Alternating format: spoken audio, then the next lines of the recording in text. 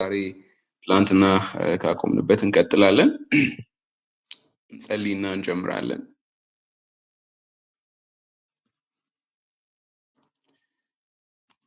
እሺ። እግዚአብሔር የዘላለም አባት ሆይ ስለዚህ ሰዓትና ስለዚህ ጊዜ ደግሞ እጅግ አድርገን እናመሰግንሃለን። ጌታ ሆይ ደግሞ ቅዱሱ መንፈስህ እንዲረዳን በነገር ሁሉ እግዚአብሔር ሆይ አንተ አቅም እንድትሰጠን ጉልበት እንድትሰጠን በዚህ ሰዓት እንጸልያለን። እግዚአብሔር ሆይ የምንማረውን ትምህርት ደግሞ እግዚአብሔር ሆይ አፕሊኬብል የምናደርገው ለህይወታችን የሚጠቅም ሌሎችንም የምንጠቅምበት እንዲሆን እግዚአብሔር ሆይ እንጸልያለን። ልማድ ስለሆነ ወይንም ደግሞ እግዚአብሔር ሆይ ትምህርታችንን ከመጀመራችን በፊት እንደው ግዴታ ስለሆነ ሳይሆን ጌታ ሆይ አንተ ብቻ ስትገልጥልን መንፈስህ ብቻ ሲያበራልን እውነቱን እንረዳለን ጌታ ሆይ። ስለዚህ ወደ አንተ ወደ ህልውናህ እንመጣለን። እግዚአብሔር ሆይ በመገኘትህ አንተ አግኘን። እያንዳንዳችንን በቃል ኃይል እንድትናገረን እግዚአብሔር ሆይ እንድታስተምረን እንጸልያለን። ቀርቶ ያለንን ጊዜ ሁሉ አንተ ባርክልን። በነገር ሁሉ አንተ እርዳን። ስለ ሁሉ ስም ይባረክ በጌታ በኢየሱስ ስም አሜን። ኦኬ።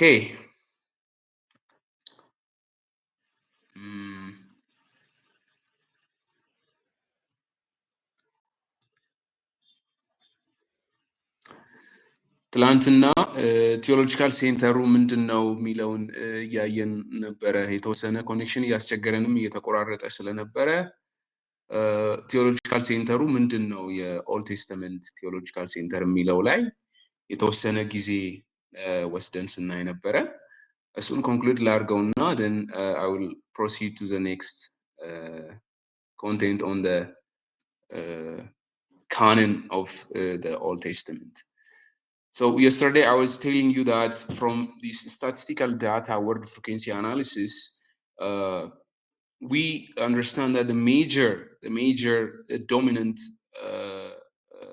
figure or a major character of the Old Testament is God himself, because in the Old Testament, Yahweh and these divine names, Adonai, Jehovah, El Shaddai, these names were occurred more than any other proper names, like thousands of times. We say 10,000 times, which is 28% of the Old Testament proper name occurrence is God himself. When you go to also the New Testament, Jesus is the major, which is 22% of the New Testament proper name is Jesus or Theos.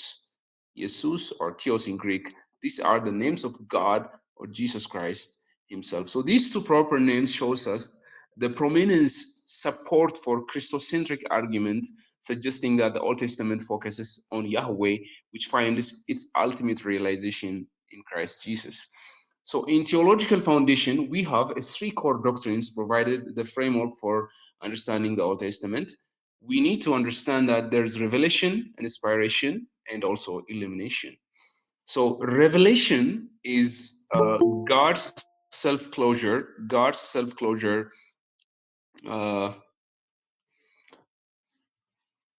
to humanity. God revealed himself to humanity through general revelation and also spatial revelation. I've also mentioned this also. I've also asked you questions, this progression of revelation. What David understood God and how Paul understood God. ይቆራረጣል።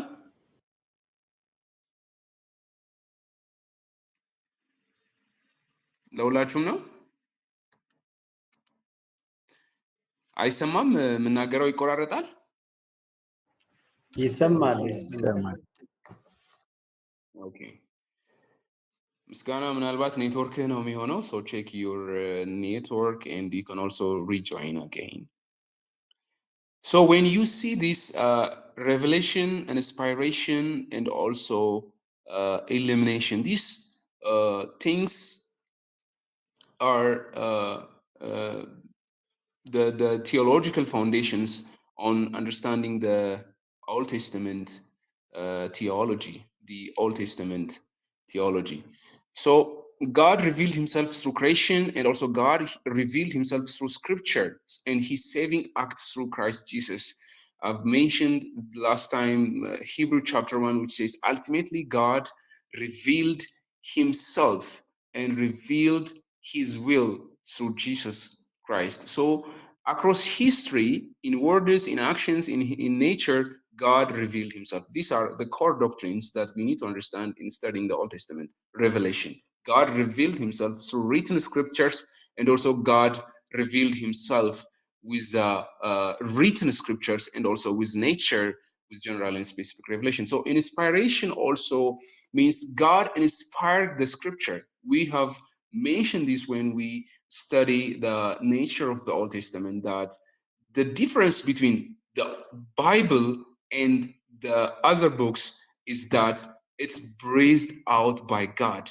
These scriptures were revealed, these scriptures were taught by, inspired by God, inspiration. God breathed that. We read from 2 Timothy chapter 3, verse 16, last time I remember, in First Timothy.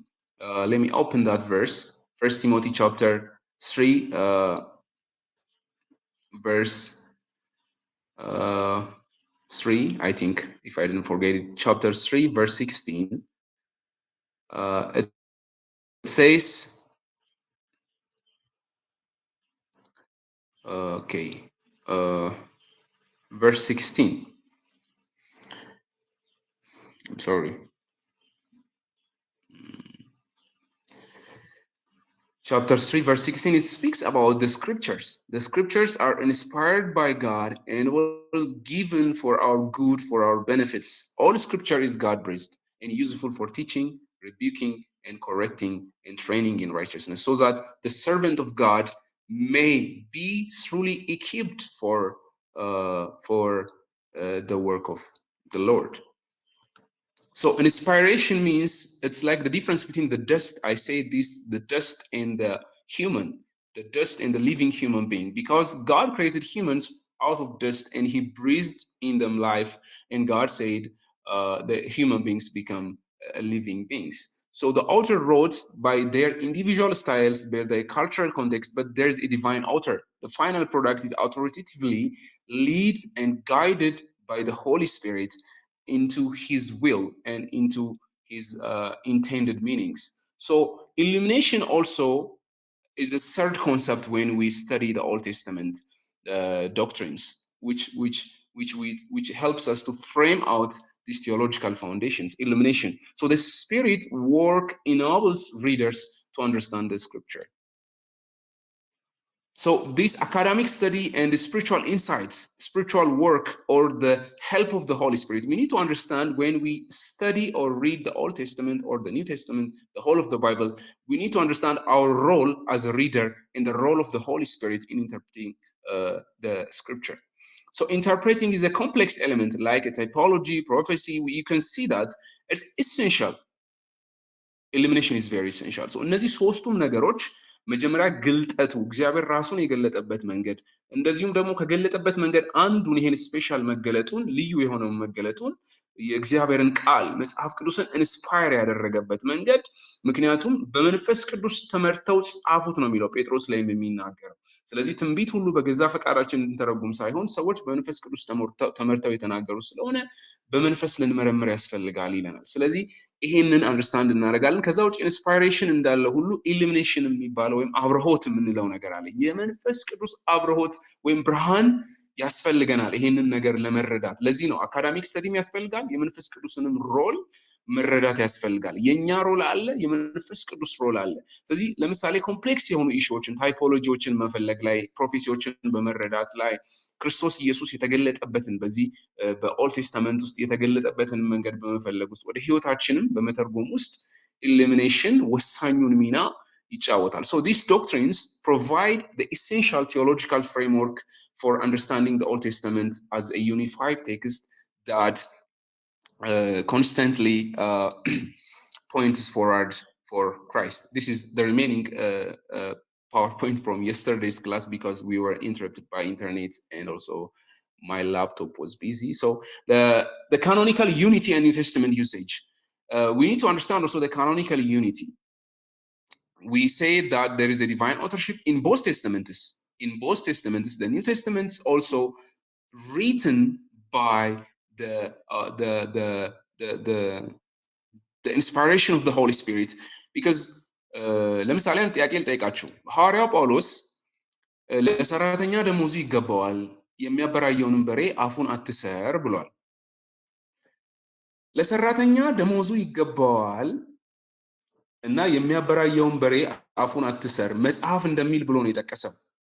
ግራፌ ብሎ መጽሐፍ ብሎ ወይም ግራፌ ብሎ ከጠቀሰ ኦልድ ቴስተመንትን ሪፈር ያደርጋል ወይም ደግሞ ኢንስፓየርድ የሆኑ ስክሪፕቸሮችን ሪፈር ያደርጋል ብለናል ባለፈው። ስለዚህ ጳውሎስ የሚያበራየውን በሬ አፉን አትሰር ብሎ ሲል ከየት የጠቀሰ ይመስላችኋል? ካላችሁ በማል የምጠይቀው አክቲቭ መሆናችሁን ለማየት ነው። ስለዚህ የሚያበራየውን በሬ አፉን አትሰር የሚለውን እና ለሰራተኛ ደሞዙ ይገባዋል የሚለውን ከየት ነው የጠቀሰው ሐዋርያ ጳውሎስ?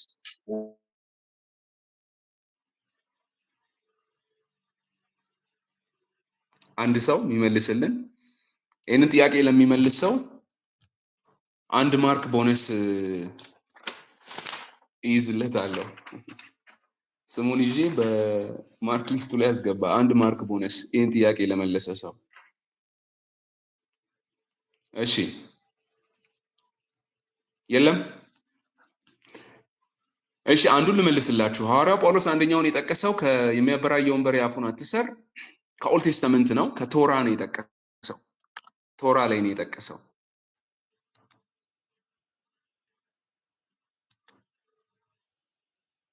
ሂንት ሰጠዋችሁ።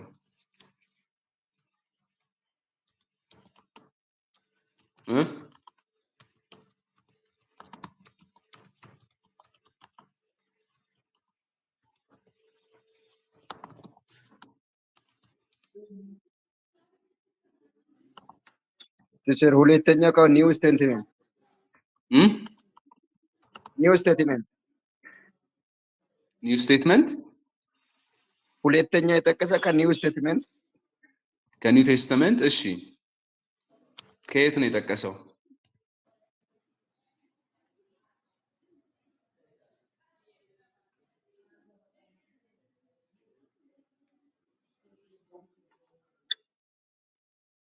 እሺ በአንደኛ ጢሞቴዎስ ምዕራፍ ይህንን ቃል የምታገኙት በአንደኛ ጢሞቴዎስ ላይ ነው።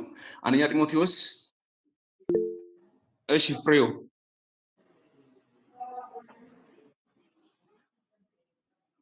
ልትመልስ ነው? እሺ ቶራ መጽሐፍ ውስጥ ሆኖ ዘዳግም ምዕራፍ 25 አካባቢ ዘዳግም 25 ቴንክ ዩ ዲውትሮኖሚ 25 ላይ የሚያበራየውን በሬ አፉን አትሰር ብሎ እግዚአብሔር አዟል። አንዱ እሱ ነው። እሺ አንዱን ከደገምክ አንዱን ማርክ ታገኛለህ። ከኒው ቴስታመንት ነው ብሏል፣ ሞክሯል። የመጀመሪያው ሰው ለሰራተኛ ደሞዝ ይገባዋል የሚለው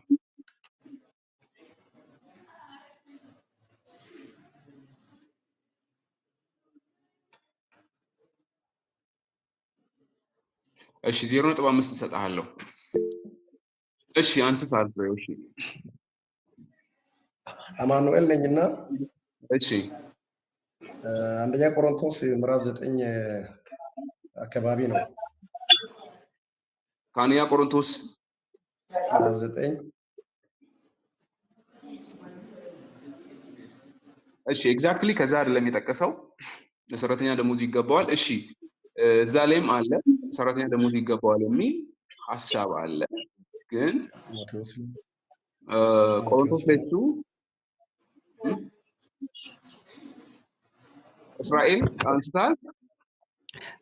አንደኛ ጢሞቴዎስ 5:18 እሱ ጥቅሱ ነው። ለሰራተኛ ደሞዙ ይገባዋል ብሎ መጽሐፍ እንደሚል ብሎ እዛ ጋር ነው የሚጠቅሰው። መጽሐፍት እንደሚሉት ወይም ደግሞ ግራፌ ብሎ መጽሐፍት እንደሚሉት ለሰራተኛ ደሞዙ ይገባዋል፣ የሚያበራየውንም በሬ አፉን አትሰር ተብሎ ተጽፏል አለው።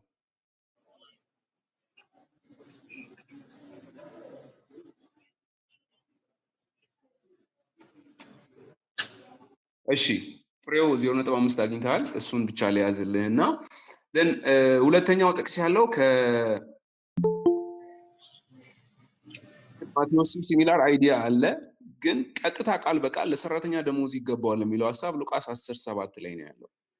ስለዚህ ጳውሎስ ወንጌላትን ኢንስፓየርድ እንደሆኑ እንደ እግዚአብሔር ቃላት ይቆጥራቸው ነበረ ማለት ነው። ሐዋርያው ጳውሎስ በመልእክቱ ላይ ከነዚህ ከአዲስ ኪዳን ከሉቃስ ወንጌል ጠቅሶ ከብሉይ ኪዳን ከዘዳግም መጽሐፍ ላይ ጠቅሶ የእግዚአብሔር ቃል እንዲህ ብሎ እንደሚናገር ብሎ ነው ሐዋርያው ጳውሎስ የሚናገረው። So these both testaments are inspired. They are written by human authors, but through the help of the Holy Spirit, through the help of the Holy Spirit. The covenantal audience, both testaments address the same covenantal people, the community of faith that respond to God's revelation. There is a covenant in the New Testament, also a covenant in the Old Testament, also a covenant. But both covenants address a covenantal people, those who respond to this covenant. In the Old Testament, the nation of Israel, and also in the New Testament, the Church of Christ Jesus. And also the New Testament writers use the Old Testament. There's frequently they cite, there's frequent citations of the Old Testament texts, and not also direct quotations. You also see, like the mentioned right now, the worker deserves its wage, and also do not muzzle the mouth of an ox. This is a direct quotation from the Old Testament and also the New Testament. But there's also not only direct quotations, there are also taught or paraphrased quotations. The concepts may be repeated in the Old Testament, in the New Testament. So the New Testament writers frequently cite the Old Testament texts and the life and the doctrine of the early church. You also see this, Paul interpret the Torah text as being written for us. He said, ለትምህርታችን ተጽፏል ብሎ ሐዋርያው ጳውሎስ ይጠቅሳል። እኛን ሊያስተምረን ሮሜ መጽሐፍ ላይ እንደሚለው ማለት ነው። So early Christians read the Old Testament in light of Christ's fulfillment. In light of Christ's fulfillment. The ultimate fulfillment is Christ Jesus. Both testaments find their culmination, their meaning in Christ Jesus' incarnate fulfillment of God's promises. So Christian formation, the Hebrew not only reads the Old Testament wisdom sayings are direct applicable to Christian formation, showing how the New Testament church used the Old Testament texts for spiritual development. Their spiritual development, their spiritual formation tells us that they are using the Old Testament at the same time the New Testament writings. So what's our key findings from this chapter? There is a divine authorship. We need to understand God divinely authored these Old Testament books, and also the covenant and presence. The narrative centers on God's covenant relationship with humanity. Revelation, inspiration, and illumination. You need to keep in your mind these theological foundations. The revelation, the inspiration, and also the illumination that we see here. So the Christological fulfillment, also one takeaway from this course, this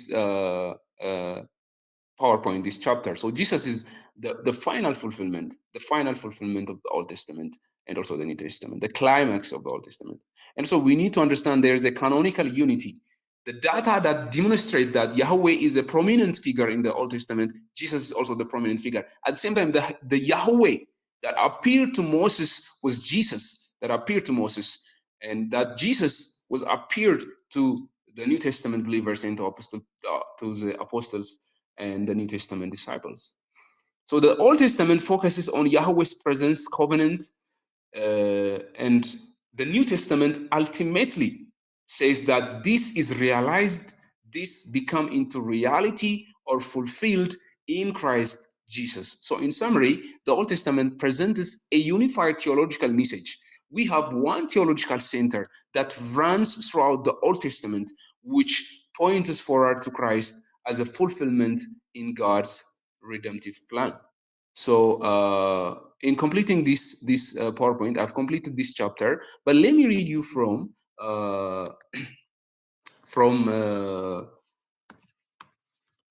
Corinthians chapter 10, 1 Corinthians chapter 10. If you have your Bible, I'm going to share it in the screen here. You can open there. In 1 Corinthians chapter 10, Paul argues that in the New Testament, God was revealing himself, and Christ was revealed in the Old Testament. In the Old Testament. Israel, do you have a question? You have raised your hand. Sorry. Okay. Okay. As you can see here, Paul argues that in 1 Corinthians chapter 10, he said, dear brothers and sisters, I want to remind you this again. He's saying that all of them were guided by the cloud that moved ahead of them, and all of them walked through the sea on dry ground. In the cloud, in the sea, all of them were baptized as followers of Moses. የኤርትራን ባህር ተሻግረው የሚሄዱትን እንደ ጥምቀት ነው ይለዋል ጳውሎስ። ሙሴን ይተባበሩ ዘንድ በደመናና በባህር ውስጥ ተጠመቁ ነው የሚላቸው። እዚህ ቁጥር 2 ላይ ቁጥር 3 ላይ መጥቶ እነዚህ ሁሉ ደግሞ ይላል and all of them ate spiritual food and all of them drank the same spiritual water for they drank from a spiritual rock that traveled with them and that rock was Christ. That rock was Christ. ይከተላቸው ከነበረ አለት ጠጥተዋል። ከዚያ አለት የሰጣቸው እግዚአብሔር ነው። ያ አለት ግን ክርስቶስ ኢየሱስ ነው ይላል። ያን ሰማያዊ መና በልተዋል። ያ መና ኢየሱስ ነው። መናውን የሰጣችሁ ሙሴ አይደለም ብሏል ኢየሱስ ራሱ በዮሐንስ ወንጌል ላይ። መናውን የሰጣችሁ እኔ ነኝ። አሁን ይሄ ደግሞ አለቱ ማን ነው ብሎ ይላል? ኢየሱስ ክርስቶስ ነው ብሎ ይላል ሐዋርያው ጳውሎስ። ይከተላቸው ከነበረ አለት ጠጥተዋል። ያም አለት ደግሞ ክርስቶስ ኢየሱስ ነው ብሎ ይላቸዋል። ሶ ይሄንን የምታገኙት እግዚአብሔር ሙሴን አትገባም ብሎታል። ከነዓንን አትገባም። ለምንድን ነው እግዚአብሔር አትገባም ብሎ ያለው? የምታስታውሱ ከሆነ እግዚአብሔር ሙሴን ከነዓንን አትገባም ብሎ የቀጣው አለቱን ስለመታ ብቻ ነው። አለቱን 2 ጊዜ መጥቷል ሙሴ። መጀመሪያ እግዚአብሔር በመሪባ በምድረ በዳ ላይ እግዚአብሔር ምን አላቸው? ውሃ ጠማቸው ይላል። ከኤርትራ ከግብጽ እንደወጡ ማለት ነው። ከግብጽ እንደወጡ እና ውሃ ስጠን ብለው ወደ ሙሴ ጮሁ። ዜን እግዚአብሔር ሙሴን ምን አለው? ወደ እኔ ለምን ትጮሃለህ? በእጅ ላይ ምን አለ? በትር አለ። ይሄን አለቱን ምን በላለው? ምታዋለው እግዚአብሔር። እና እግዚአብሔር ግን ምንድነው ያለው? አለቱን ምታው ከማለቱ በፊት እኔ በአለቱ ላይ ሆናለሁ ነው ያለው። ይሄ ታይፖሎጂ ነው ጳውሎስ እየሰራ ያለው። እና እግዚአብሔር አለቱ ላይ ሆናለሁ ሲል ሙሴ ፈርቷል። አለቱን ምታ ሲል እግዚአብሔርን ሊመታ ነው። ኃጢአት የሰራው ህዝቡ ነው። ያጉረመረመው ህዝቡ ነው። ተቀጣው ግን እግዚአብሔር ነው። ወይንም ቅጣታችንን የወሰደው እግዚአብሔር ነው። ማን ነው ማይኩን የከፈተው?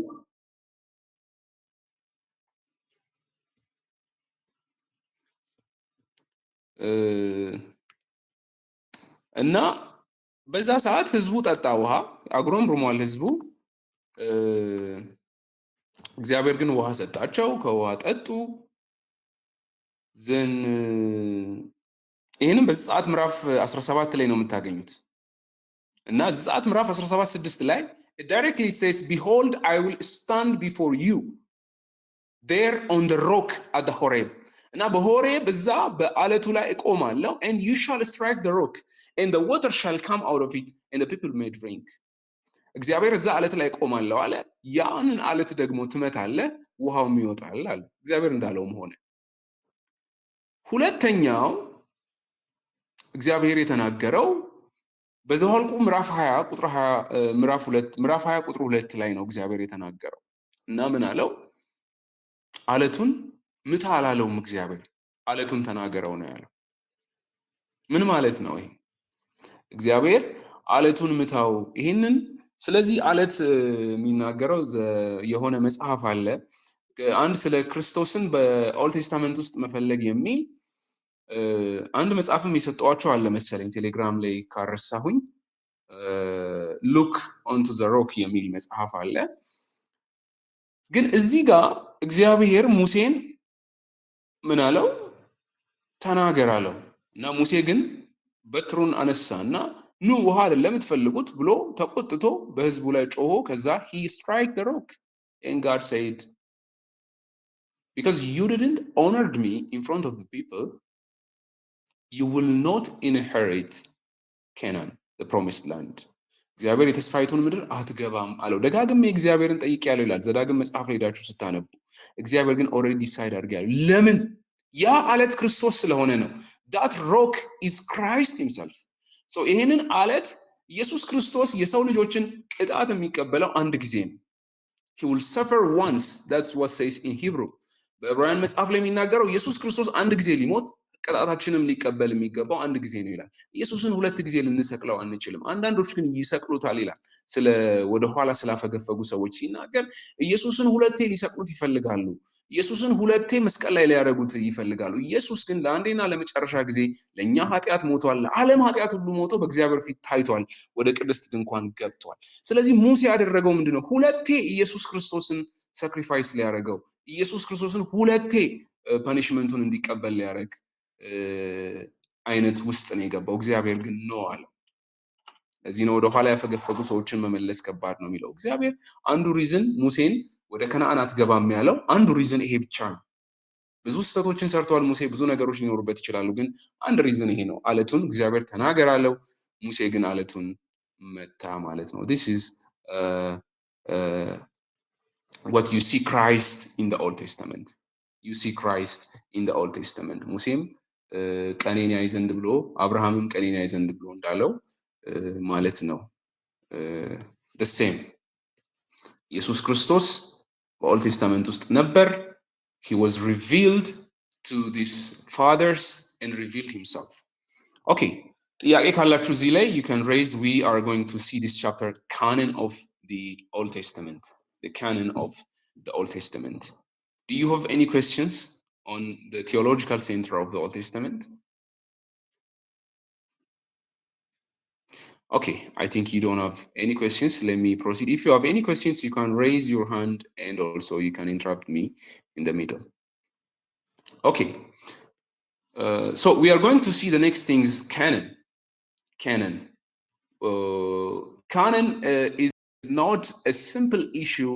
It's not a simple issue or a simple thing that we look onto it like a simple thing because the basic question is which books need to be in the Bible and which books are not supposed to be in the Bible. Which books need to be in the sacred holy scriptures and which books are not, they are not belong to be in the holy scripture. This question seems very easy question, but it's very difficult question. It's very difficult question you need to address when studying the Old Testament. Also, you will also address this, the canons, issue of canon when you study theology, theology 1 or major Christian doctrine courses, major Christian doctrine courses. You will see the issue of canon. So which books belong in the Old Testament or in the New Testament? But I will address here only the Old Testament. We will see here only the Old Testament, the canon of the Old Testament. So which books should be in the Old Testament? Which books are not supposed to be in the Bible? There is differences. I only mentioned here 3 of them: the Jewish canon, the Roman Catholic, and the Ethiopian Orthodox Tewahedo canon. These 3 of them have a different canonization of the Old Testament. Canon means it's a ruler, it's a measurement, and we measure those books, we investigate those books, and we say these books belong to be in the Bible and these books should not be in the Bible. But this is done throughout in the church history, and the church fathers decided these books should be in the Bible and this should not only the church fathers. The canonization is happening throughout the Bible. We will see it when we go through the PowerPoint. Let me like go so fast within a bird eye so that you can understand some of basic issues. Okay, what's a canon? Canon means referring as a measuring tool to recognize this collection of sacred texts to be considered as an authoritative inspired by the religious community or the Christianity. So the words of the scripture are the very means by which we sustain and strengthen our spiritual life. So obeying what is written in the Bible is obeying God. And also disobeying what was written in inspired scriptures or authoritative scriptures is disobeying, being violent on God, violating God, and also disobeying God, dishonoring God.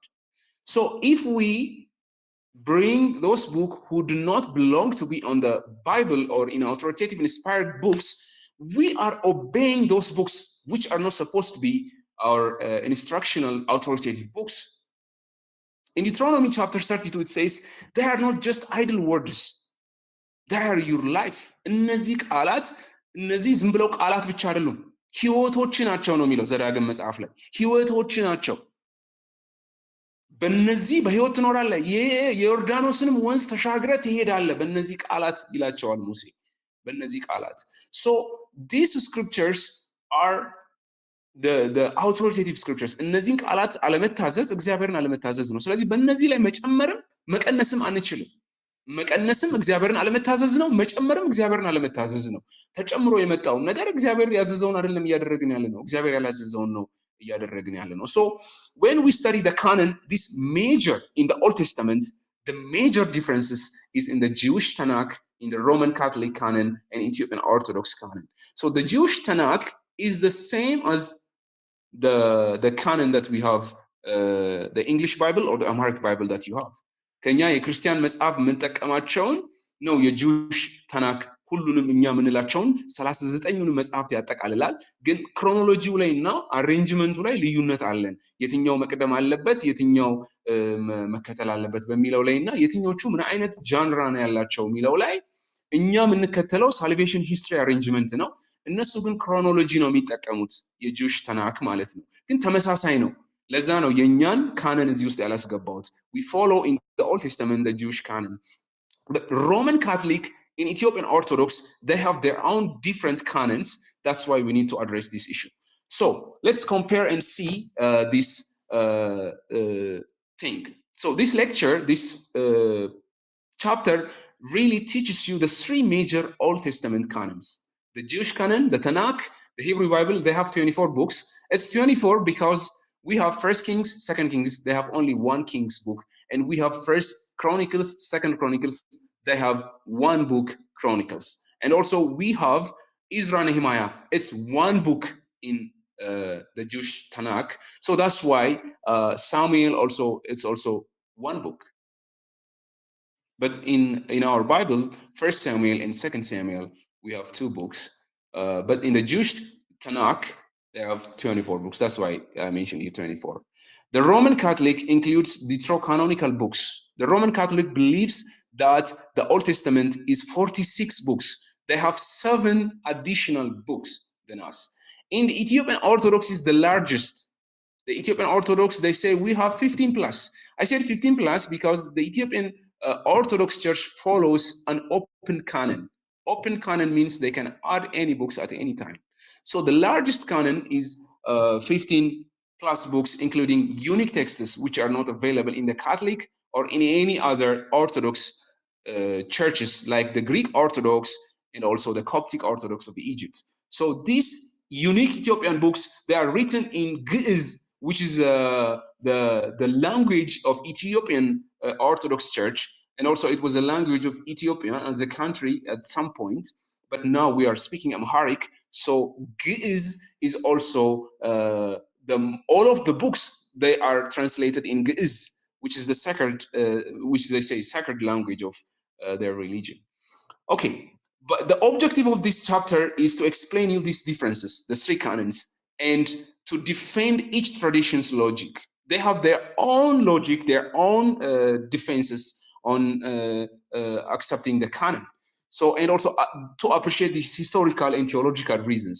They have their own theological reasons, they have their own historical reasons for varying. Ethiopian Orthodox and the Roman Catholic, they don't have equal books. They have different books, but they follow the kind of the same traditions, but Ethiopian Orthodox varies from its canon, but the Jewish also differ from these two traditions. Are you seeing the PowerPoint? PowerPoint ይታያችኋል አይደለ? Yes, ይታያል። Okay. ይታያል። ታይምላይኑን ስንመለከት when you see this timeline, the development of the Old Testament canon is continued until the prophetic writings ceased in 435 BC, which is after the point no further texts were added into the canon. መጽሐፍ ቅዱስ ከመጀመሪያው ጀምሮ ሲጻፍ እንደነበረ ቅድም በዘዳግም መጽሐፍ ላይም አይተናል። እግዚአብሔር እነዚህ ቃሎች እያለ ይናገራል። ዘዳግም ምዕራፍ 1 ላይም እግዚአብሔር ሙሴን ጻፍ ሲለው እግዚአብሔር ራሱ በታብሌቶቹ ላይ በዘጸአት ምዕራፍ 20 ላይ በታብሌቶቹ ላይ እግዚአብሔር ራሱ ጻፈበት ይላል። 10ቱን ትእዛዛት እግዚአብሔር ጻፈበት።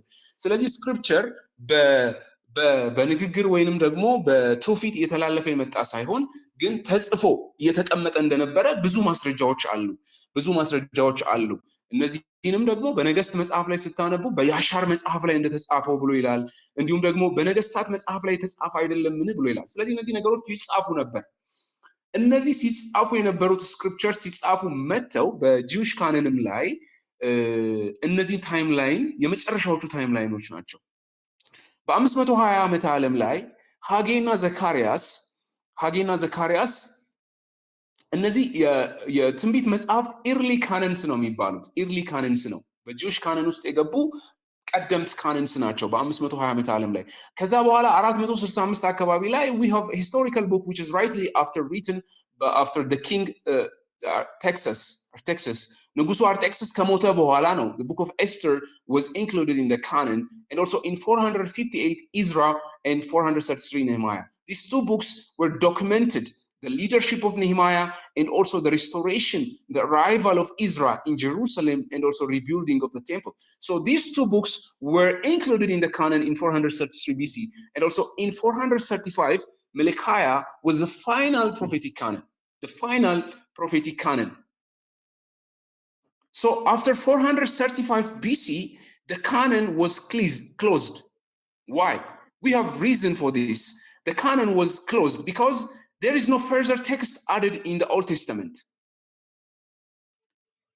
But we have documents that were written after 435 BC.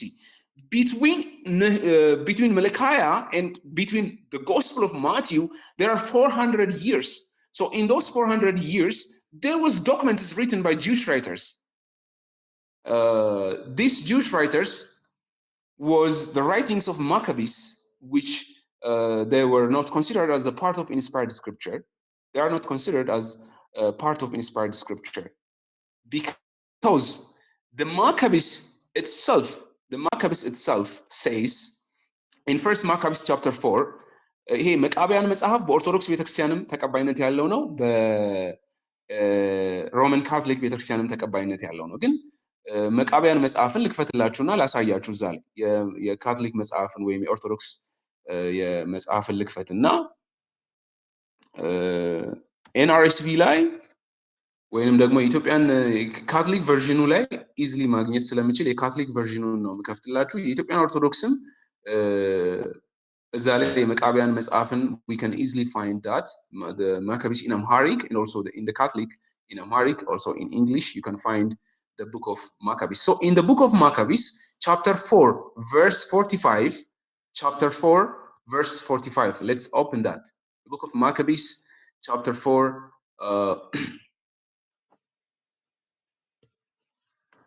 chapter 4 verse 45 up to 46. 45 up to 46.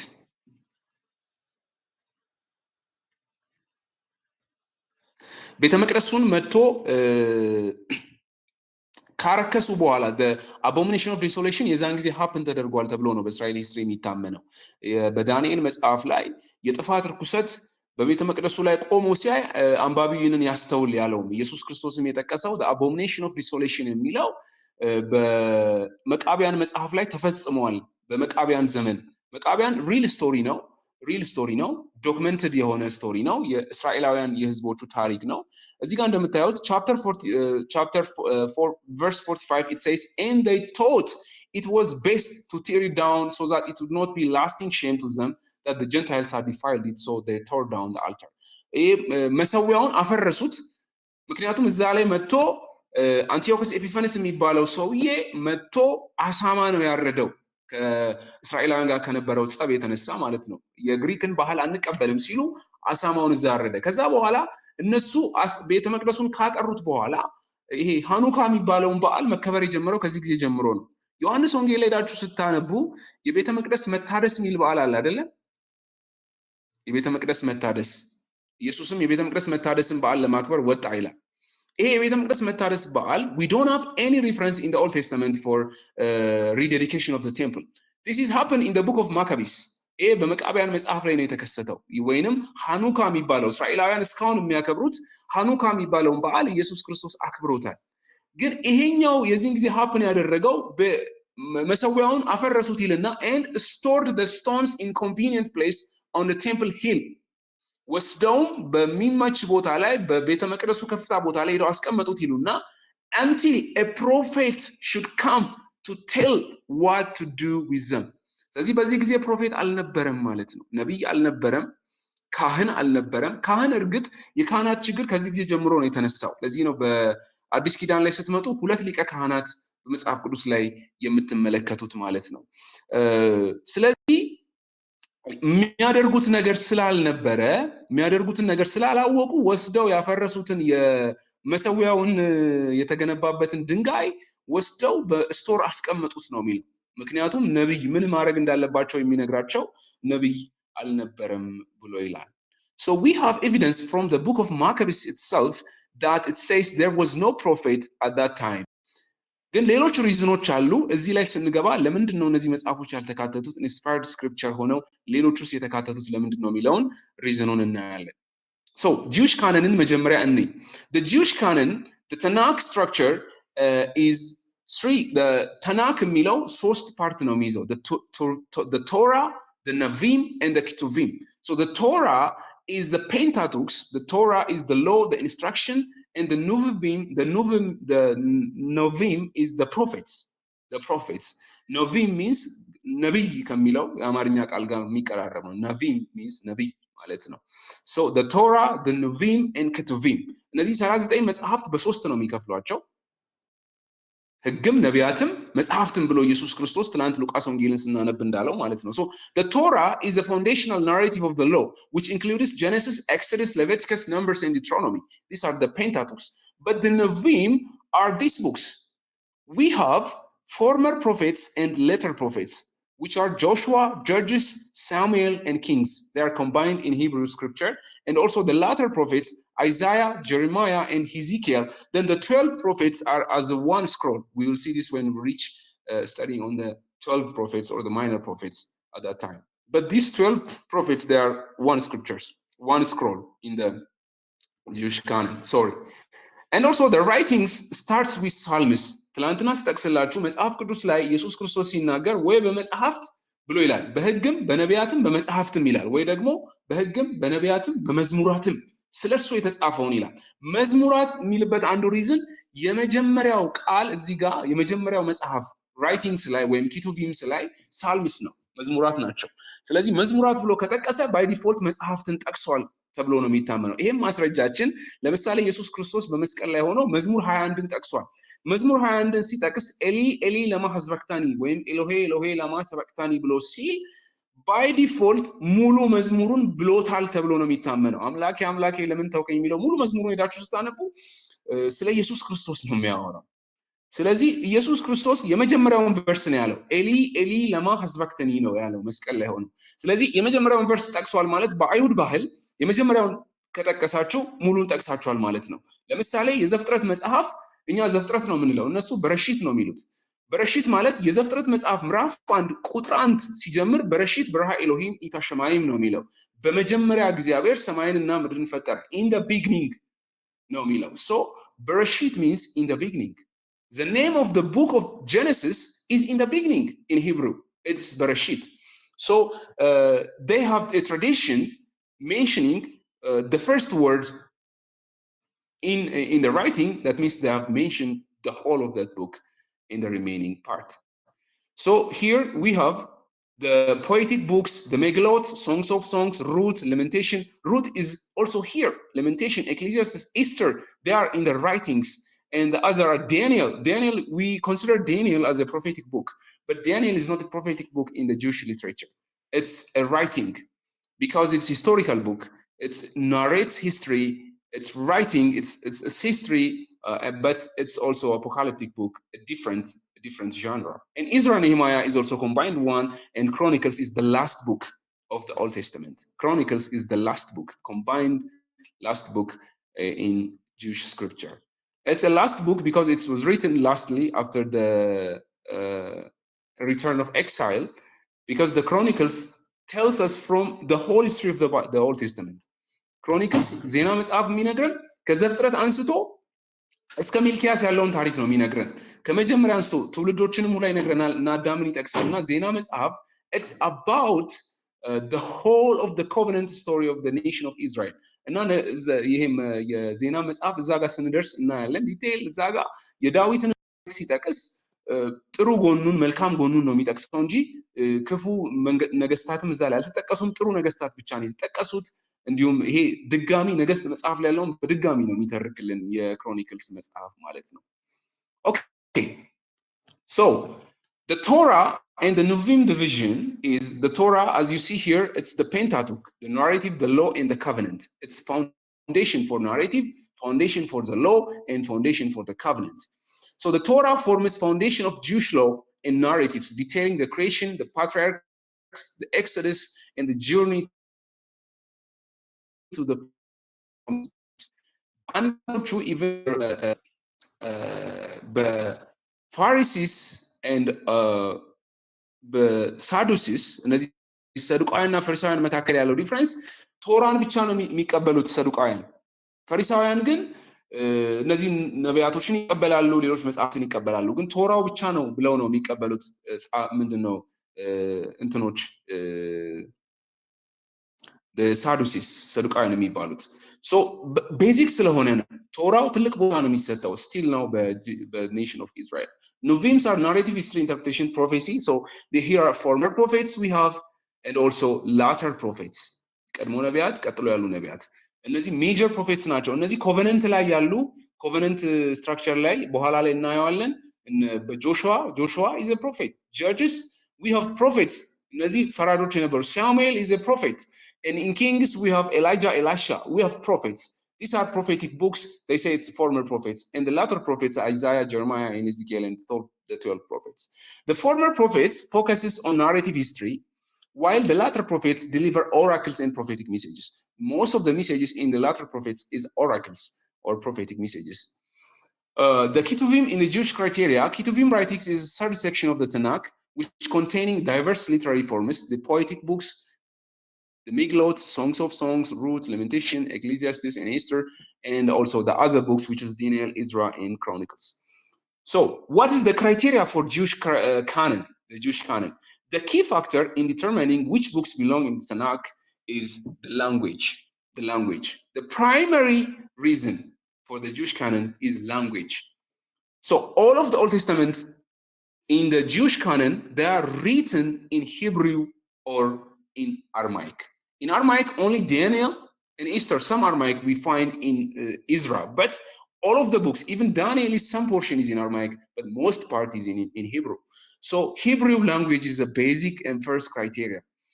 What about the deuterocanonical books? What about Maccabees, Tobit, Yodit Kudit, and also those books, which is Tarafa Ermias, Milut, and Nazi Henok Mesaf, Nazi Bamulu Etesafut, but Greek. They are written in Greek. So they are not accepted in the first criteria, which is a language. The second one is antiquity, the pre-Ezra or before prophetic cessation. So ነቢያት የነቢያት አገልግሎት አቁመዋል ብለው ነው የሚያምኑት።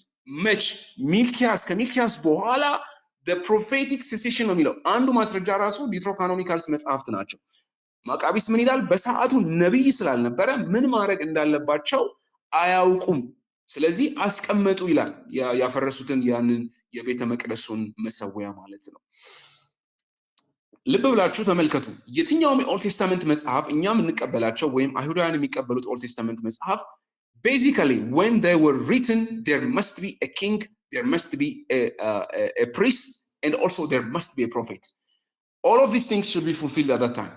So when you see the Pentateuch, Genesis, Exodus, Deuteronomy, and also these 5 books written by Moses. Moses is a prophet. Moses is a priest. At that time there was a priest. Who was that priest? It was Aaron, the first high priest. And also there was a king. That king was Moses. He was leading them as a king. And also you see Samuel and also all of those historical books. Joshua was a prophet. He was a prophet. Even in the Old Testament, Adam, Abraham, they are prophets. So there must be a prophet, and also there must be a king when they were written. The commonality of acceptance, recognition by Jewish communities, they must be accepted by all of Jewish communities for the Jewish canon, in the Jewish canon. So in the Tanakh, they are not accepted. The book of Enoch, the book of Maccabees, and all of those books, the wisdom of Solomon, they are not accepted in the Jewish canon as a canons. And conformity, alignment with the Jewish law and usage. In history, you don't find the Jewish usage and alignment with the law of these deuterocanonical books. እነዚህ ተጨማሪ መጽሐፍ አዋልድ መጽሐፍት የሚባሉት በአይሁድ ሕግና በአይሁድ ባህል ውስጥ ተጠቅመውት አላየናቸውም ወይንም ደግሞ የለም። እነዚህ በ4 ክራይቴሪያ ነው የጁዊሽ ካነን የተመሰረተው። these 4 criterias. እሺ የሮማን ካቶሊክስ ምንድነው? ስትራክቸሩን እንመልከት። The Roman Catholic Old Testament include all the books of the Jewish Tanakh. አይሁዳውያን የሚቀበሉትን እነዚህን ተናክ 39ን መጽሐፍ ይቀበላሉ የሮማን ካቶሊክ books, but they are often numbered and ordered in different tradition of the Jews. We have also different number and order. የተለየ ነው ኦርደራችንም ነምበር አሰጣጣችንም ከአይሁዳውያን የተለየ ነው። What is the total number of the Old Testament books in the Roman Catholic? It's 46, including Deuterocanonicals, አዋልድ መጽሐፍት የምንላቸውን አካቶ ማለት ነው። These core Tanakh books, Hebrew or Aramaic, Deuterocanonical books, which were primarily written in Greek. I mentioned this earlier. Tanakh ምንለው አምስት እነዚህ ሶስቱ the Torah, the Nevi'im, and the Ketuvim. ሕግም ነቢያትም መጽሐፍትም የተባሉት ኪታብ ማለት መጽሐፍ ነው። በአረብኛም ታውቁታላችሁ ኪታብ ሲሉ ሙስሊሞች። ኪታብ ወይም Ketuvim ማለት መጽሐፍት ማለት ነው፣ ጽሁፍ ማለት ነው። እነዚህ Deuterocanonicals books ግን they are primarily written in Greek. But the Jewish Tanakh, here we have the Pentateuch, the prophets, and also the writings that we see here. The writings that we see here. Here, the Pentateuch, the prophet, the writing, in addition to Deuterocanonical books, they have added 7 books, which is why they have 46 books. The Catholic Deuterocanonical books, they are included in the Roman Catholic canon, but they are not in the Jewish canon or in the Tanakh. These books are here. Obit, Judith, Maccabean, Wisdom of Solomon የሚባለው የሰለሞን ጥበብ፣ የሲራክ መጽሐፍ ከኤክሌሲያስቲክስ ወይም ከመክብብ መጽሐፍ ጋር ተመሳሳይነት ያለው ነው። መጽሐፈ ባሮክ፣ የኤርሚያስ ወይም ተረፈ ኤርሚያስ የሚባለው መጽሐፍ፣ አስቴርና የዳንኤል አዲሽን የሚባለው አለ። ወይንም ቤል ኤንድ ድራገን ራሱ ዳንኤል አዲሽን ነው። ቤል ኤንድ ድራገን የሚለው መጽሐፍ ስለ ዳንኤል ነው የሚያወራው። ዳንኤል በአንበሶች ጉድጓድ ውስጥ በነበረ ጊዜ ዕንባቆም ምግብ አምጥቶ መገበው ይላል ይሄኛው መጽሐፍ ላይ አዲሽን ኦፍ ዳንኤል ላይ። በአንበሶች ጉድጓድ ውስጥ በነበረ ሰዓት በቴሌፖርቴሽን ልክ ማን ነው ቴሌፖርቴሽን ኒው ቴስታመንት ላይ ያየነው ማን ነው? በቴሌፖርቴሽን ያስታውሳለ? ኒው ቴስታመንት ላይ ቴሌፖርቴሽን I'm sorry, let me light up here. Okay, do you remember teleportation in the New Testament? ቴሌፖርቴሽን ትራንስፖርቴሽን ነው፣ ግን ማን ነው? ሐዋርያት ሥራ ምዕራፍ 8 ላይ ነው ቴሌፖርቴሽን ያለው። ማን ነው ስሙ? ሐዋርያት ሥራ ምዕራፍ 8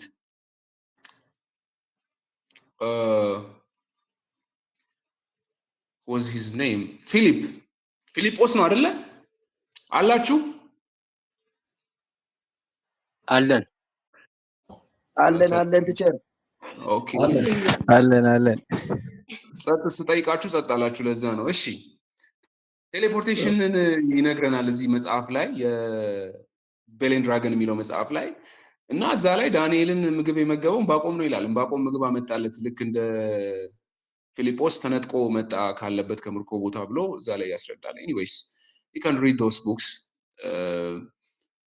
These are the additional books, deuterocanonical books. The Catholic Church teaches that these books contain perfect truths in matter of faith and morals. So they say they have perfect truths. So we need to read them. We need to read them and obey them, these books. So these books were widely used in the early Christianity. When you see in the early church Christianity, the history of Christianity, you will find these books. In letters, also they mention these books. The church fathers who are near to the apostles, they mention these books. But the Roman Catholic Church affirmed in the Council of Trent, but Trent ጉባኤ ላይ ነው ያጸደቀችው እነዚህ መጽሐፍት ዲትሮካኖኒካል ቡክስን መቀበል አለብን፣ እውነትን ያስተምሩናል፣ ስለ እምነትና ስለ ሞራል ያስተምሩናል፣ መቀበል አለብን ብለው በመጽሐፍ ቅዱስ ውስጥ ያካተቷቸው ማለት ነው። ካኖኑ ዲቨሎፕ የሆነው ሪዝናቸው ምንድነው የነሱ? The first one is early Christian usage, widely used. Even the Septuagint የሚባለው is a Greek translation. Septuagint በሰባ ሊቃውንት የተረጎመው የብሉይ ኪዳን መጽሐፍት ነው፣ በግሪክ ትራንስሌሽን ነው። ይሄንን ኒው ቴስታመንት ላይ ሐዋርያትም ተጠቅሞታል፣ ኢየሱስም ተጠቅሞታል፣ ማቴዎስም ጳውሎስም ሰብትዋጅንቱ ነው ከግሪክ ነው እየጠቀሱ የሚያስተምሩ የነበረው። አንዱ ሪዝናቸው እሱ ነው፣ ግሪክ ችግር የለውም የሚል ነው። so contained deuterocanonical books established early Christian tradition. አንዱ አርጊመንት ለምሳሌ በይሁዳ መጽሐፍ ላይ ከኤኖክ መጽሐፍ ተጠቅሷል የሚሉት ነው። ኤኖክን ጠቅሶ ኤኖክ ትንቢት ተናገረ ይላል። so የታለ ያ ትንቢት የሚል ነው። So early Christian usage is one argument for the Catholic Church. The second one is the church fathers. The early church fathers cited from these deuterocanonical texts. They use this book in preaching, in teaching. So when you study church history, you'll find this the preaching of these church fathers or the teaching of the church fathers, they mention from these deuterocanonical books. መጽሐፍ ውስጥ በሌሉ ከአዋልድ መጽሐፍ ጠቅሰው ያስተምሩ ነበር ነው። So they support their canonical status. The second one is the Council of Trent. ይሄ በ1546 የካቶሊክ ቤተክርስቲያን ያካሄደችው ካውንስል ነው የትሬንት ጉባኤ የሚባለው። They affirmed that deuterocanonical books should be included in the canon of the Old Testament. So this was as a response for the Protestant Reformation. ይሄ ካውንስል የተካሄደው በዚያን ጊዜ የታድሶ አብዮት የፈነዳበት ወቅት ስለነበረ ይሄንን ታድሶን እንቅስቃሴ ለመግታት የካውንስል ኦፍ ትሬንት ነው የተጠራው። በዛ ትሬንት ላይ አዋልድ መጽሐፍትን አፊርም አድርገዋል እና የካቶሊክን ካነን ፎርማሊ ስታብሊሽ አደረጉ። ካቶሊክ ቤተክርስቲያን ካነኗ ይሄ ነው ብለው ፎርማሊ ስታብሊሽ አደረጉ። የዛን ጊዜ የማርቲን ሉተር የተነሳበት ወቅት ላይ ማለት ነው በካውንስል ኦፍ ትሬንት ላይ። So their criteria for canonity is this: apostolic tradition, church usage, perceived inspiration, and doctrinal consistency. Doctrinal consistency አለ ብለው ያምናሉ, but there is some problems. And in a church usage, there is no consistency. Even በቤተክርስቲያን አባቶች ተጠቅመዋል ብለው የቤተክርስቲያን አባቶች ቸርች ላይ ስታነቡ ኮንሲስተንት አይደሉም። አንዳንዱ ላይ እነዚህ መጽሐፍት ኮንሲስተንትሊ አይጠቅሷቸውም። ወይንም ለምሳሌ መጽሐፍትን ይጠቅሳሉ ከብሉይ ኪዳን 39ኙንም ጠቅሷቸዋል። ከዘፍጥረት ጀምሮ እስከ ሚልኪያስ ድረስ እነዚህ መጽሐፍት አንብቧቸው እያሉ መጽሐፍቶቹን ጠቅሷቸዋል። ግን አዋልድ መጽሐፍት ላይ ሲመጡ አንዳንዱ ጋር 7 ይጠቅሳሉ፣ አንዳንዱ ጋር 8 ይጠቅሳሉ፣ አንዳንዱ ጋር 6 ይጠቅሳሉ፣ አንዳንዱ ጋር 5 ይጠቅሳሉ። So there is no consistency in these deuterocanonical books. The church fathers claim is also problematic when we study that. In the Council of Trent, the main issue they raised is doctrinal consistency, but doctrinal consistency has a problem. There's doctrinal problems, doctrinal issues on these apocalyptic books. What about the Ethiopian Orthodox ተዋህዶ? ኢትዮጵያ ኦርቶዶክስ ቤተክርስቲያን በራሷ አይሶሌትድ ሆና ረጅም ዓመት የቆየች እና የግዕዝ ቋንቋን እንደ ሪሊጂየስ ላንጉዌጅ የምትጠቀም ከሌላው የኦርቶዶክስ ትራዲሽንም ይሁን ከሌላው ክርስቲያን ትራዲሽን አይሶሌትድ ሆና ለረጅም ዓመት የቆየች ናት። So the Ethiopian Orthodox Church teaches that the word of God is found both in sacred scripture and apostolic tradition, which are equally revered. So የቤተክርስቲያን አበው ወይም የቤተክርስቲያን አባቶችን ትራዲሽን እና መጽሐፍት ቅዱሳት መጽሐፍትን በእኩል ስልጣን አላቸው ብለው ነው የሚያምኑት። So the scripture is inspired by God, contains perfect truth in matter of faith and in matter of moral. So their canon is the canon structure. When you see the canon structure, they have 81 80 አሃዱ ነው አይደለም የሚሉት ኦርቶዶክሶች። Hello.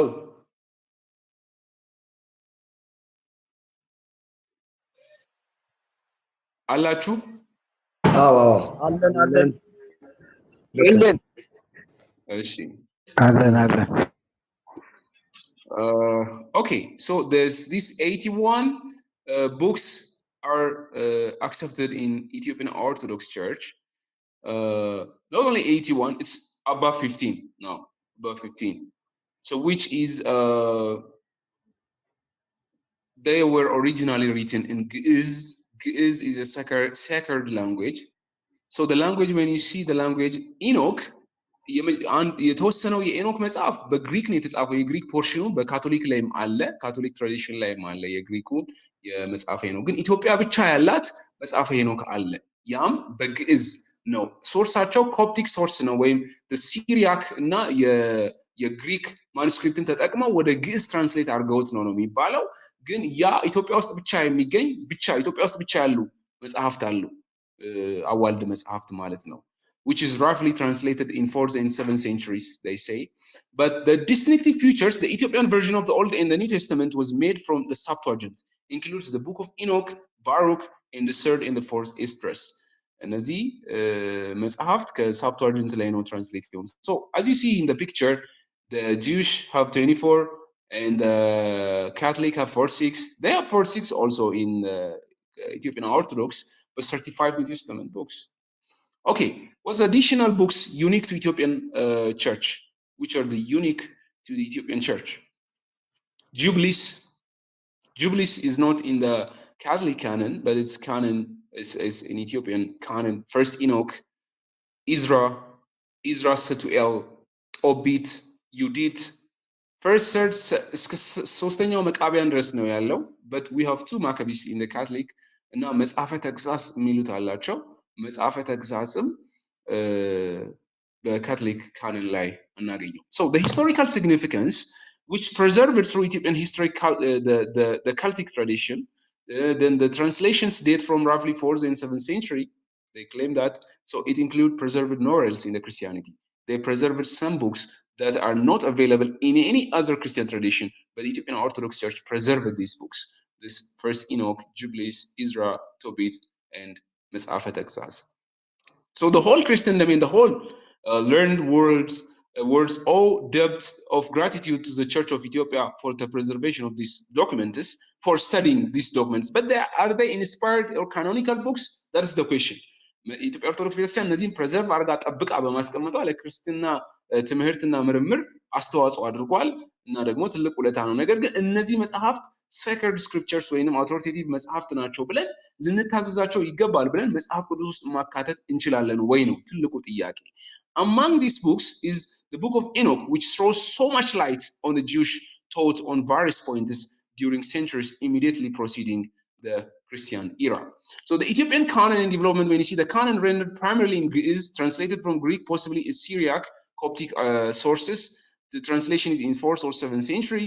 So the Ethiopian version of the Old and the New Testament was made from the Septuagint, the whole consideration in 4th century. The Alexandrian Syriac influences we see strongly they are influenced by the Syriac or Alexandrian translations. So cultural isolation is one thing, because the Ethiopian Orthodox churches were preserved these texts because they are not retained elsewhere, because they were isolated from other Christian traditions. The canon criteria for Ethiopian Orthodox, they say it's ancient usage, doctrinal consistency, and inspiration, and communal identity. እዚህ ጋር መጽሐፍ ቅዱስ the final authority is not the Bible in Ethiopian Orthodox. The final authority is the church. When you go to the Catholic, the final authority is the Pope. የመጨረሻ ስልጣኑ ያለው ጳጳሱ ነው። በኢትዮጵያ ኦርቶዶክስ ደግሞ የመጨረሻ ስልጣን ያለው ለቤተክርስቲያን ነው የሚሉት። ቤተክርስቲያን ናት። ስለዚህ የትኛው መጽሐፍ መግባት አለበት የለባትም ብላ የምትወስነው እሷ ስለሆነች የመጨረሻው ባለስልጣን ቤተክርስቲያን ናት ይላሉ። እኛ ጋር ግን ስንመጣ the last authority is the Bible. መጽሐፍ ቅዱስ ውስጥ ከሌለ፣ በእነዚህ 66 መጽሐፍት ውስጥ ከሌለ we don't accept, we don't listen to that doctrine. That's our basic difference we have. So when we see the comparative canons, number of books, we have 24 or 39 Christian counting, but in Catholic we have 46, which includes deuterocanonical books. Ethiopia, we have Ethiopian Orthodox around 15 up to 16. The language, Hebrew or Aramaic. In Roman Catholic, Hebrew, Aramaic, and Greek. But Ethiopian Orthodox, it is translated from Greek Syriac, but it's in Ge'ez. The distinction, it's fixed and it's shorter. The Jewish canon, it's fixed by the Jewish tradition. I also showed you that. And also in Roman Catholic, it includes deuterocanonical books from Septuagint. In Ethiopia, it's distinct, but it includes Enoch, Jubilees, and Maccabees, the Certain Maccabees, and Kebra Nagast. And also the development, it's solidified by 1st century CE in Gemenia. And also usage of early dogmatic affirmed at the Trent, the Council of Trent in 1546. And but the Ethiopian was gradually influenced by the Alexandrian and Assyrian contacts. The primary influences, the rabbinic Judaism and also the Hebrew text tradition was primary influence for the Jewish canon, but the Roman Catholic, it was the Christian usage, the early church tradition, the church fathers used that, and the church tradition also defined that. But in Ethiopia also, as historical Celtic tradition, which Septuagint reception was accepted. The reason for canon divergence, what's the reason for the difference? The language, historical context, theological emphasis. Different theological emphasis, different communities prioritize texts that supported this doctrinal outlook and liturgical pieties. And also geographical and cultural isolation. Ethiopia is distant and unique Christian development allowed retention of lost texts that are excluded in any other Christian tradition. So Ethiopia has their own unique books or Bibles, which is different from other Christian tradition. Their criteria also is different. That's the point of divergence. Their criteria, each tradition applies a different weight in antiquity, in language and liturgical usage in association with doctrinal harmony. We have the English books here, the English books in the Hebrew Bible. We have the Pentateuch, the laws, the Torah in English, in Hebrew Bible. I said it's not good to say Hebrew Bible, but it's all the Old Testament. When we say the Hebrew Bible, we are saying the Old Testament. Historical books, Nuvim, these are prophets, they are called Samuel, Kings, they are historical books. Basically, the difference that you see here in the Jewish canon and also in the Old Testament canons. So basically ማንቀበላቸው እነዚህን አዋልድ መጽሐፍት ቅድም ብለናል በግሪክ ነው የተጻፉት እንዲሁም ደግሞ በቸርች ትራዲሽን ውስጥ ደግሞ ኮንሲስተንት የሆነ አክሰፕተንስ የላቸውም ኮንሲስተንት የሆነ አንድ አሁን ኢትዮጵያ ኦርቶዶክስ የምትለው ሌላ ነው ካቶሊክ የምትለው ሌላ ነው በቸርች ሂስትሪ ውስጥ ምን ስናጠና እነዚህ ተቀባይነት የላቸው ቅድም ባልነው መሰረታዊ ሪዝን ምክንያት መጀመሪያው ኪንግ ያስፈልጋል ንጉስ ካህን እንዲሁም ደግሞ ፕሮፌት ነብይ በሌለበት የተሟላ አይሆንም የነቢያትም አገልግሎት ሲዝ እንዳረገ ከዚህ ከአዋልድ መጽሐፍት ራሱ ጠቅሰን እንዳየነው መቃቢያን ምዕራፍ 4 ቁጥር 45 ላይ ነብይ ስላልነበረ ምን ማድረግ እንዳለባቸው ስላላወቁ ወስደው ስቶር ውስጥ አስቀመጡ ነው የሚለው መሰዊያውን ካፈረሱ በኋላ ማለት ነው መሰዊያውን ረክሷል ብለው ስላመኑ አፈረሱት ግን ምን ማድረግ እንዳለባቸው አላወቁም ነበር so these are the basic reasons but the Hebrew Bible and the English Bible they are the same but there are minor differences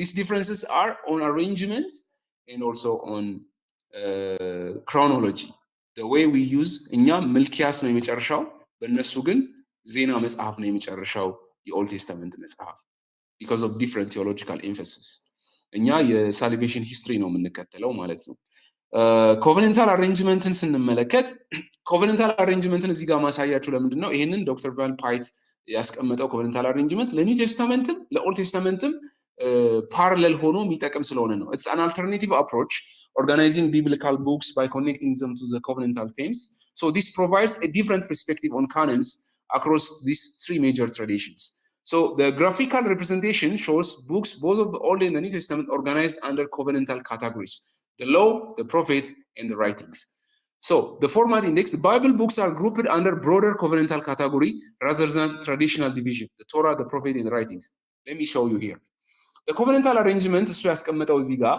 የመጀመሪያ ኮቨነንት ፕሮሎግ የሚባለው ጀነሲስ ነው የሚለው ኮቨነንት ፕሮሎጉ ጀነሲስ ነው የኮቨነንቱ ፕሮሎግ ከዛ በኋላ ህጉ ደግሞ ወይም ኮቨነንቱ የተሰጠው በዘጸአት ዘሌዋውያን ዘኍልቍና ዘዳግም ላይ ነው at the same time እነዚህ አራት መጽሐፍት ኒው ቴስተመንት ላይ ማቴዎስ ማርቆስ ሉቃስና ዮሐንስ እነዚህ ኮቨነንቱ መሰረት የያዘበት ነው ኮቨነንቱ መሰረት የተጣለበት ነው በአዲስ ኪዳን ላይም ኢየሱስ ክርስቶስ ጽዋውን አንስቶ ነው የሚለው ሐዋርያው ጳውሎስ በዚያች ሰዓት ኢየሱስም ጽዋውን አንስቶ እንካችሁ ይህ ስለናንተ የሚፈስ የአዲስ ኪዳን ደሜ ነው ያለው።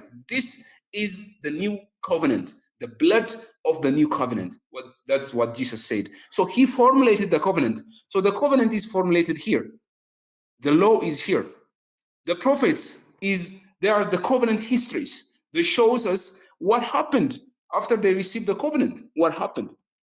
So that what you read in Joshua, Judges, Samuel, Kings, in the former prophets is about this covenantal life.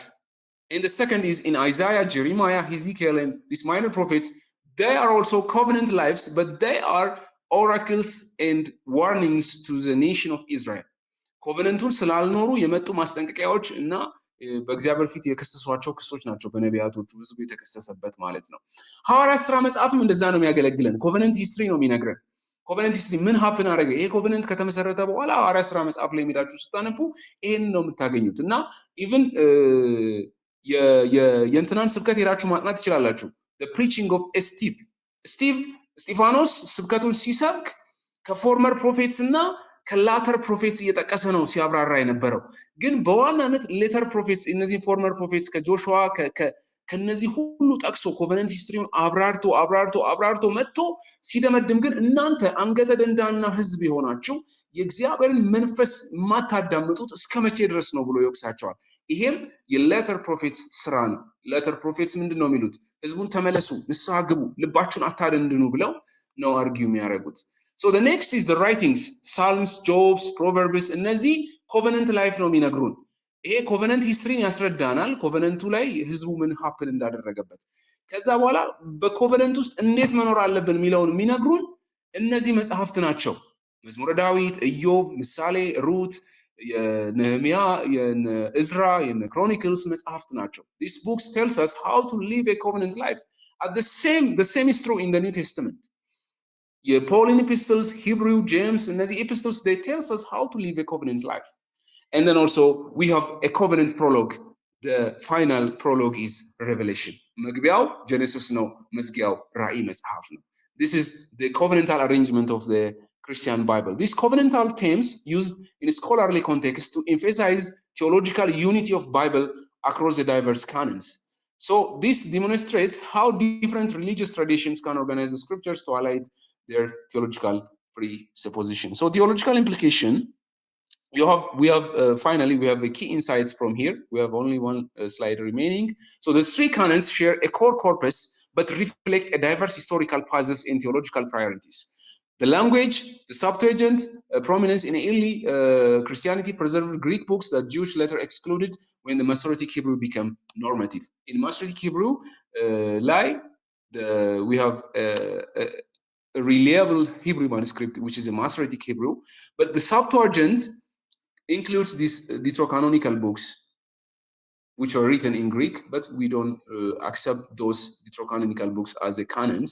Historical context, the temple destruction, the rise of rabbinic Judaism, the Jewish-Christian split affected which book each community retained.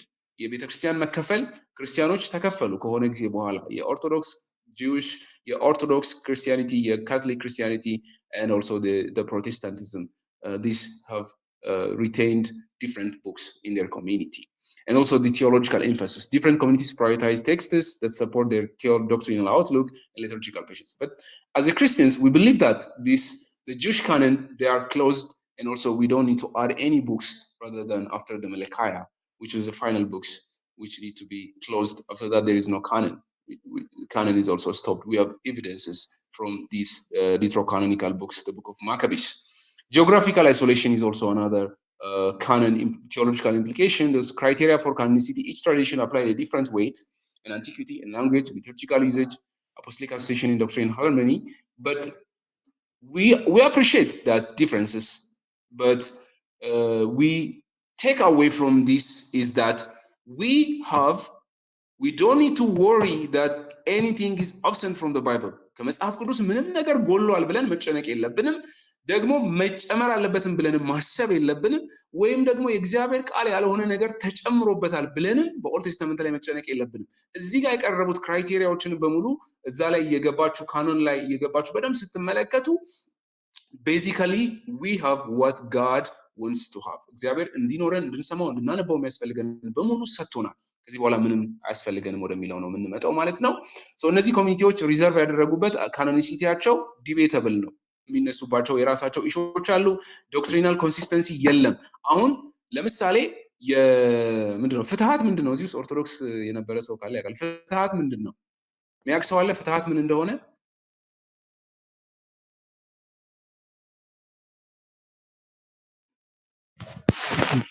ኦርቶዶክስ አይደለሁም፣ ግን ለሞተ ሰው ከሞተ በኋላ ያው ነፍሱን ለማስፈታት ብለው የሚያደርጉት የሆነ ሴሪሞኒ ነገር አለ። እንደዛ አይነት ነገር አላቸው። ከሆነ ጊዜ ወደ ሲኦል የገቡ ሰዎች ከሆነ እንትን በኋላ ወደ መንግስተ ሰማያት እንትን ይባላሉ የሚል አመለካከት አላቸው። የአንዱ ፍትሃት ይባላል። የ40 ምናምን 80 የሚሉት አለ። ቴንክ ዩ ኢዝራኤል። እዛ ጋር እነሱ ፍትሃት የሚሉት አንድ ሰው ሲሞት ቤተክርስቲያን ተወስዶ ይጸለይለታል፣ ፍትሃት ይደረጋል፣ ያ ሰው ይፈታል። ግን ይሄ የሚደረገው ስክሪፕቸራል ኤቪደንስ የወሰዱት ከመቃቢያን መጽሐፍ ነው። ኦልድ ቴስታመንት ላይ እንደዚህ አይነት ነገር የለም። ግን መቃቢያን መጽሐፍ ላይ በመቃቢያን ላይ ሰዎቹ በሰንበት ቀን እንዲዋጉ ያደርጓቸው ነበር። ምክንያቱም የሮማ ወታደሮች መጥተው የግሪክ ወታደሮች መጥተው በሰንበት ቀን ያጠቋቸው ነበር፣ ብዙዎቹ ይሞቱ ነበር። ስለዚህ ምን አለ መቃቢያን ላይ መጽሐፍ ላይ ሄዳችሁ ስታነቡ በሰንበት ቀን ተዋጉ፣ እግዚአብሔር ኃጢአታችሁን ይቅር እንዲላችሁ ፍትሃት ይደረግላቸዋል፣ ካህናቶቹ ይጸልዩላቸዋል፣ ሬሳቸውን ያመጡና ይጸለይላቸው ነበር። ፍትሃት ተደርጎ እነዚህ ሰዎች ድነት እንዲያገኙ ድነት አለ ብለው ያምናሉ። ከሞት በኋላ ህይወት አለ ብለው ያምናሉ። ኃጢአታቸውን እንዲነጹ እንደዚህ አይነት ትምህርት ግን በኦልድ ቴስታመንት ኒው ቴስታመንት ላይ ያለው አንድ ሰው ከሞተ በኋላ ኃጢአቱ ይሰረይለታል። we don't have any clear reference for this practice, but they mention from this apocryphal or deuterocanonical book which is Maccabees መቃቢያን መጽሐፍ ላይ ለድሆችም እርዳታ በመስጠት ሰዎች እንደሚጸድቁ እነዚህ አዋልድ መጽሐፍት ነው የሚያስተምሩት። አዋልድ መጽሐፍት ላይ የጦቢት መጽሐፍት ላይ ጦቢያ የሚባለው ሰውዬ ጦቢት መጽሐፍ ላይ ሄዳችሁ ስታነቡ ጦቢያስ የሚባለው ሰው ለሰዎች ይረዳ ነበር፣ ሰዎችን ወደ ኢየሩሳሌም ገንዘብ ይልክ ነበር። so these things are constructed, their teaching, their doctrine is constructed from these deuterocanonical books, their own tradition, but የሐሳብ ግጭቶች አሉ፣ ጂኦግራፊካል ኢረሮች አሉ። አሁን ኦልድ ቴስታመንት ላይ የምናያቸውን ጂኦግራፊዎችን በተሳሳተ መንገድ ይጠቅሳቸዋል መቃቢያን መጽሐፍ ላይ። so we have a geographical errors. We can bring that issue if you like to discuss further on that.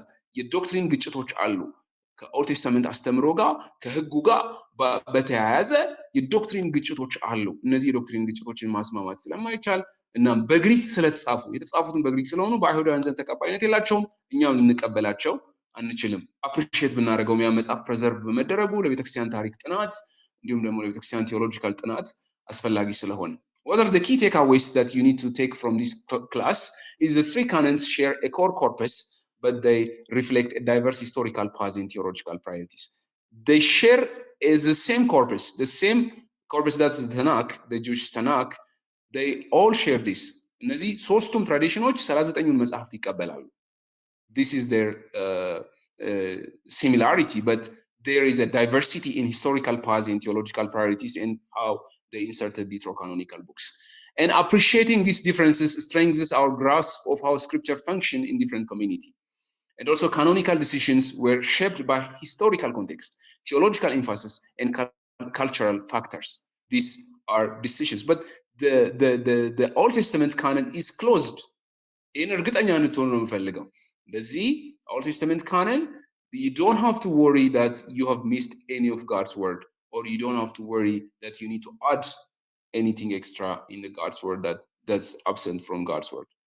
የሚያስፈልጋችሁን በሙሉ እግዚአብሔር ነግሯቸዋል የሚል ነው። Practical application, so you have to develop respect for these diverse traditions. They have their own, but we need to create interface dialogues between Orthodox, Catholic in canon.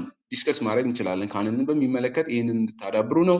recognize historical context in biblical interpretation, so appreciate how different canons emphasize various aspects of divine revelation, and also understand why authority and canonicity were debated in different Christian communities. So the Old Testament canon is a window into a diverse ways early religious communities understand which writings were authoritative and which books are inspired and which are not inspired. So these are all about today's class. የካነንን በሚመለከት የመጨረሻው ሐሳባችን ይሄ ነው። ምናልባት ካነን ላይ ምንም አይነት ኢሹ ካላችሁ ጥያቄ ካላችሁ አሁን ማንሳት ትችላላችሁ። Question and discussion time, but if you don't have any questions, we are going to close by prayer.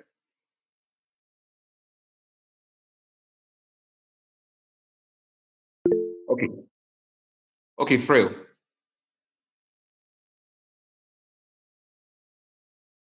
Please continue. ኦኬ ትንሽ ሀሳብ ነው አለኝ። ምንድነው ስለ እንግሊሽ እንደ ሂብራውያንና የእንግሊዘኛው መጽሐፍ ወይም ካኖን ሲባል ምን ማለት ነው? ምክንያቱም አብዛኛው የብሉይ ኪዳን በተለይ ባለፈውም እንደተማርነው ያው የዕብራይስጥ በዕብራይስጥ የተጻፉ መጽሐፍ እንደሆኑ ነው የሚታሰበው እና ከምን አንጻር ነው ካኖን ጋር ስንመጣ የዕብራይስጥ እና እንግሊሽ ተብሎ ለሁለት ሲከፈል ከምን አንጻር ነው እንደዛ አይነት ሀሳብ ሊሆን የሚችለው? ምክንያቱም ሙሉ ሙሉ እኔ አሁን በእኔ አንደርስታንዲንግ እንግሊዘኛዎቹ የዕብራይስጡን ቀጥታ የተረጎሙ አይነት ነገር ነው እና ልዩነቱ ምን ሲሆን ነው? ልዩነታቸው እዚህ ጋር እንደምትመለከቱት እንግሊዘኛው መጽሐፍ ቅዱስና ወይም እኛ የምንጠቀመው የአማርኛው መጽሐፍ ቅዱስ አሬንጅመንታቸው ይለያያል። አሁን እነሱ በጀነሲስ በዘፍጥረት ይጀምሩና የሚጨርሱት በክሮኒክልስ ነው። እዚህኛው ላይ ባሳያችሁ ይቀላል። እዚህ ጋር የእነሱ አሬንጅመንት ነው። ይሄ ክሮኒክልስ ላይ ነው የሚያበቃው። እኛ ግን በዜና መጽሐፍ አይደለም የምንጨርሰው። የኛ የሚያበቃው በየትኛው መጽሐፍ ነው? በሚልኪያስ ነው። ሚልኪያስም የሚያቆመው የኛ ክሪቲካል ፖይንት ስለሆነ ነው። ሳልቬሽን ሂስትሪ ነው የምንከተለው። የሰው ልጅ ጠፍቶ ነበረ፣ ያንን ለማዳን የሚመጣውን መሲ ጠቁሞ ነው የሚጨርሰው ሚልኪያስ መጽሐፍ። ሚልኪያስ መጽሐፍ በፊትህ መልእክተኛዬን እልካለሁ እሱም መንገዱን ያዘጋጃል ብሎ የምትጠብቁት ጌታ ድንገት ወደ ቤተ መቅደሱ ይመጣል ብሎ ነው የሚያቆመው። ስለዚህ ያንን እየጠበቀ ነው የሚያቆመው የሚልኪያስ መጽሐፍ። ነገር ግን በእስራኤላውያን ወይም በጂውሽ ካነን የምንለው እነሱ የሚከተሉት ክሮኖሎጂካል ሂስትሪውን ነው የሚከተሉት። ስለዚህ በአሬንጅመንቱ እንለያያለን እንጂ ኮንቴንቱ ተመሳሳይ ነው። 39ኙንም መጽሐፍ እኛ የምንቀበላቸውን እነሱ ይቀበሏቸዋል። 24 ናቸው ይሏቸዋል። 24 የሚሉበትን ምክንያት አንድ እነዚህ 12ቱ ተናናሽ ነቢያት እንደ አንድ መጽሐፍ ነው የሚያያቸው እነሱ። ሁለተኛ አንደኛ ዜና፣ ሁለተኛ ዜና፣ እነዚህ ክሮኒክልስ፣ ኢዝራ፣ ነህምያ አንድ ላይ ነው። ሁለቱ አንድ ላይ ነው፣ አንድ መጽሐፍ ነው። የዜና መጽሐፍ አንድ ላይ ነው። ነገስት መጽሐፍ አንድ ነው እነሱ ጋር። ሳሙኤል አንድ መጽሐፍ ነው። ኪንግስ ራሱ አንድ መጽሐፍ ነው እነሱ ጋር ስትሄዱ ማለት ነው። ስለዚህ የዚህ አሬንጅመንት ላይ ነው ልዩነት ያላቸው የኛ የክርስቲያን ኦልድ ቴስተመንት እና የጂውሽ ኦልድ ቴስተመንት ማለት ነው። በዚህ አሬንጅመንት ምክንያት ዲፍረንስ አለን። ያ ማለት ግን ኮንቴንቱ ላይ እና የመጽሐፍቶቹ ብዛት ላይ ዲፍረንስ አለን? ኖ we have the same Hebrew Bible that the Jewish peoples have which are written in Hebrew and in Aramaic. ነገር ግን እነዚህ ዲትሮካኖኒካልስ የሚለውን ነው ያላካተት ነው ማለት ነው።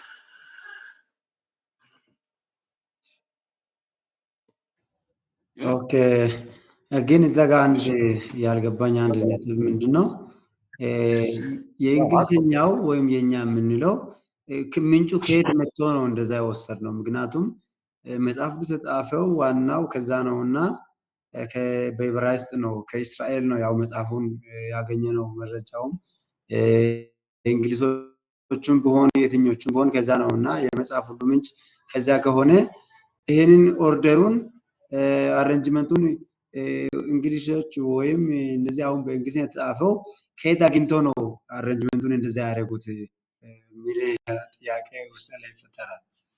እሺ አሁን እንዳስረዳሁ እኛ የምንከተለው ሳልቬሽን ሂስትሪ ነው። ሳልቬሽን ሂስትሪን ነው ተከትለን አሬንጅመንቱን ያስቀመጥ ነው። በዛ ሳልቬሽን ሂስትሪ መሰረት ጀነሲስ ላይ የሰው ልጆች ወድቀው ጀምሮ ልክ የነዚህ የታሪካቸውን ኮቨነንት ላይፉን እነዚህ ላይ እዝራ ነህምያ ላይ ወደ ምርኮ ሜዳቸውን ካስረዳ በኋላ መጨረሻ ላይ በነቢያት መጽሐፍት በሚልኪያስ ነው እንዲዘጋ የተደረገው።